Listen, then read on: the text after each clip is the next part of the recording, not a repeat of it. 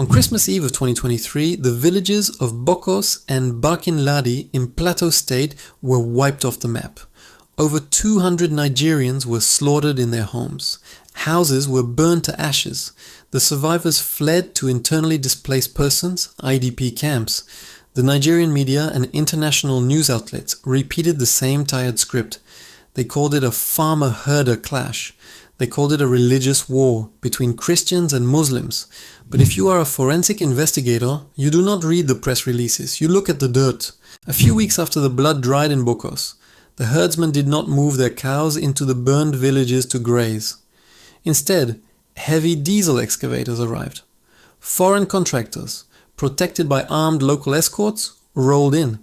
They did not come to plant crops, they came to dig. They were digging for spodumene, the highest grade lithium ore in the world. They were digging for tin, columbite, and tantalite. This is not a religious war, it is a hostile real estate acquisition. The men with the machetes and the AK-47s are just the demolition crew.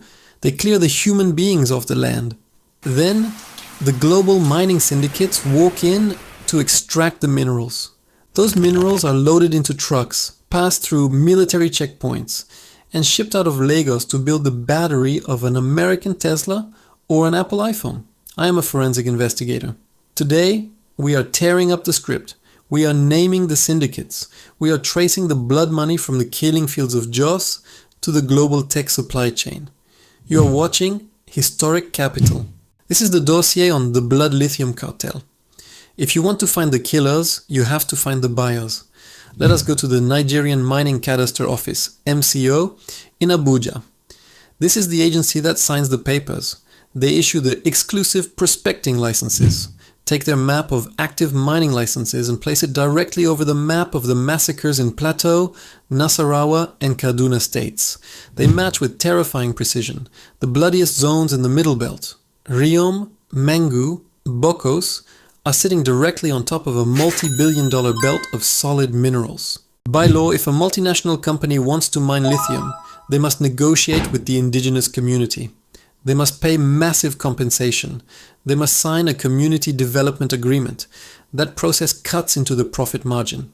But if an armed militia burns the village to the ground, the villagers run for their lives. The government declares the village a red zone due to insecurity. Once the land is empty, the illegal miners simply drive in. They pay zero compensation. They sign no agreements. They extract thousands of tons of raw lithium ore. They pay the armed militias a protection fee to keep the villagers from returning. The Minister of Solid Minerals, Dele Alake, stood on national television and admitted a terrifying truth. He said that powerful Nigerians are sponsoring the bandits to protect their illegal mining operations, but he did not name them. We will. They are the local politicians, the retired military generals, and the traditional rulers who form front companies to hold the mining licenses. They secure the paper in Abuja, and they contract the dirty work to the syndicates on the ground. Who is actually running the excavators in the ashes of Jos? Enter the Chinese mining syndicates. In the last 3 years, the Economic and Financial Crimes Commission, EFCC, and the military have arrested dozens of Chinese nationals deep in the forests of the Middle Belt and Kwara State. In May 2024, the EFCC arrested Chinese operators in Nasarawa State. They confiscated truckloads of stolen, unrefined lithium. These are not rogue, independent miners. They are highly organized, well-funded corporate extraction teams. China controls over 70% of the world's lithium refining capacity. They need raw ore to feed the massive battery factories of companies like KATL and BYD. When the Chinese syndicates arrive in Nigeria, they do not bring armies, they bring cash. They set up operations in places like Ways and Barkinladi. They hire the local youth, the same youth whose farms were destroyed, to dig into the toxic dirt for 3,000 naira a day. The Chinese middlemen buy the raw lithium ore from the local militias for absolute pennies. They pack it into 30-ton trucks. Now think about the logistics of this crime. A 30-ton truck loaded with stolen rocks is not invisible. You cannot put it in your pocket. To get from the mining sites in Plateau State to the seaports in Lagos, that truck must drive across 1,000 kilometers of Nigerian highways. It must pass through dozens of police checkpoints. More importantly, it must pass through the checkpoints of Operation Safe Haven, the special military task force deployed to secure Plateau State. How does a massive convoy of stolen lithium drive past the Nigerian military, while the local residents are locked down under a 24-hour curfew? Because the trucks pay the toll. The cartel pays the military commanders, they pay the mobile police, they pay the local government chairman. The security forces do not stop the trucks, they escort them. The citizens are slaughtered, the trucks are protected. When the trucks arrive in Lagos, they meet the customs cartel we exposed in our last dossier. The raw lithium cannot be legally exported without paying massive royalties to the federal government. The Nigerian law says you must refine the minerals locally before export. But the Chinese syndicates do not want to build refineries in Nigeria. They want to extract the raw earth and run. So they buy the signature of a Nigerian customs officer. The customs officer logs into the export database at Apapa port. He classifies the highly valuable lithium or columbite as lead slag, zinc, or raw earth. He falsifies the bill of lading. He hits approve. The containers are loaded onto the massive ships of Maersk and MSC. The stolen wealth of Plateau State leaves the shores of Africa. The Nigerian treasury collects zero royalties. The local government collects zero taxes. The ships sail to the ports of Shanghai and Shenzhen. The raw ore is dumped into giant chemical refineries. It is melted down, it is purified. The moment it melts, its origin is completely erased. The blood is washed away in the fire. This brings us to the buyers, the trillion-dollar American technology companies. Elon Musk needs lithium to build the batteries for Tesla. Apple needs it for the iPhone. Microsoft needs it for their servers. You might ask, how can an American corporation legally buy minerals stolen from a burning village in Nigeria?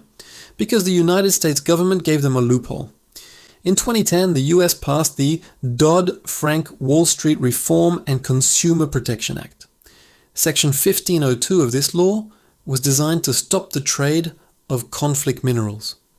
It forces publicly traded American companies to prove to the US Securities and Exchange Commission, SEC, that their supply chain does not fund armed militias. But read the legal text of the law. The Dodd-Frank Act explicitly defines conflict minerals as those originating in the Democratic Republic of the Congo, DRC, or its adjoining countries. Nigeria does not share a border with the Congo. Therefore, under United States financial law, minerals mined by armed bandits in the killing fields of Jos are perfectly legal. A tech company in Silicon Valley can buy thousands of tons of refined lithium from a Chinese middleman. They can put it into an electric vehicle. They can file their paperwork with the SEC in New York, and they can legally stamp the battery as conflict-free. Wall Street looks the other way. The green energy revolution in America is heavily subsidized by the massacres in West Africa. The American consumer buys a Tesla, thinking they are saving the planet. They do not know that the battery was charged by the destruction of an indigenous community in Plateau State. The global tech market demands cheap lithium. The Nigerian cartel supplies the blood, while the foreign syndicates take the minerals. What do the local Nigerian politicians get? They get the emergency budget. Every time there is a massacre in Jos or Kaduna, the state governor goes on television. He cries for the victims. He declares a state of emergency. And then he accesses the security vote. In Nigeria, the security vote is a monthly cash allocation given to governors to fight local crises. But it is a constitutional black hole. The security vote cannot be audited by the Auditor General. It is not subject to legislative oversight. The governor does not have to produce a single receipt. He can withdraw hundreds of millions of naira in raw cash. If Plateau State is peaceful, it is very difficult to justify a massive security vote. But if the state is burning, the governor and the security chiefs can draw billions of naira in raw, untraceable cash. The crisis is the justification for the money. If the military actually wiped out the bandits, the emergency funding would stop. The security votes would dry up. There is zero financial incentive for the political and military elite to end the conflict. Peace is bad for business. The politicians mourn the dead in public. Then they return to their offices, sign the requisition forms, and withdraw the cash in private. You might live in Lagos, or London, or New York, and think this violence does not affect you. You are wrong. You pay the cost of this cartel every time you buy food. The Middle Belt, Plateau, Benue, Kaduna is the food basket of Nigeria. They grow the yams, the maize, the potatoes, and the tomatoes that feed the massive coastal cities. When the farmers of Bokos and Mangu are chased into refugee camps by the mining militias, the crops are not planted. The harvest rots. The supply of food to the southern markets collapses. When you walk into a market in Lagos and complain that the price of a bag of rice or a basket of tomatoes has tripled, you are not just feeling the effect of a weak naira. You are feeling the direct economic impact of the lithium cartel. You are paying the inflation tax of the violence.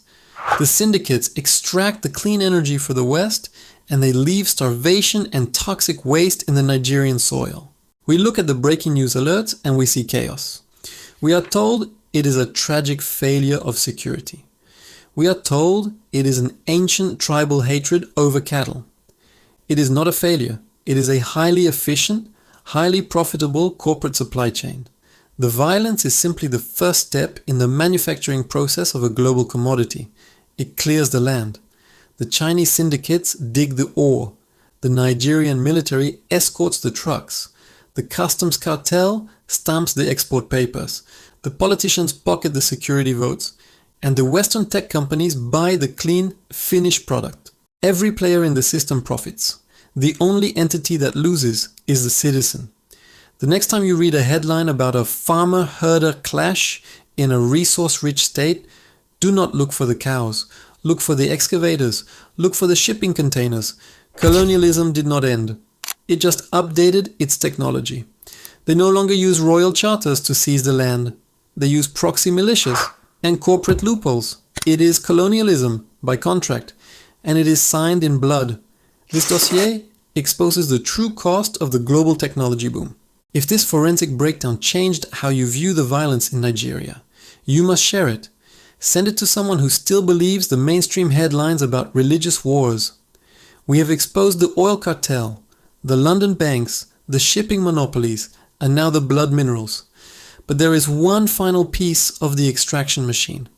The institution that forces nations to devalue their currency and remove their subsidies in the first place.